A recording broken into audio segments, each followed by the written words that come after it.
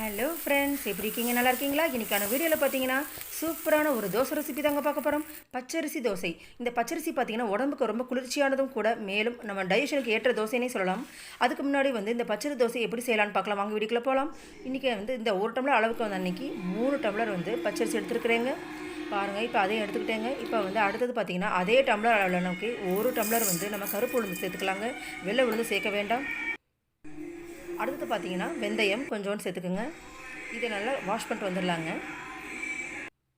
இப்போ நல்லா வாஷ் பண்ணி வந்தாச்சு. இப்போ தேவையான அளவு தண்ணி ஊற வச்சு நம்ம ஒரு 4 ஹவர்ஸ் ஊற வச்சுக்கலாங்க. இப்போ நம்ம அரிசி நல்லா ஊறிடுச்சுங்க. இப்போ நம்ம அரைச்சி எடுத்துக்கலாங்க. இப்போ ஊற வச்ச தண்ணியிலே அரைச்சி எடுத்துக்கலாம். அப்போ தான் தோசை ரொம்ப டேஸ்ட்டாக இருக்குங்க.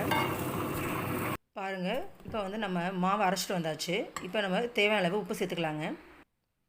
இன்றைக்கி நான் 2 கைப்பிடி அளவுக்கு உப்பு சேர்த்துருக்குறேங்க. அதையும் சேர்த்து நல்லா கிளறி விட்டுட்டு ஒரு 8 ஹவர்ஸ் நல்லா புளிக்க விட்டுடலாம்.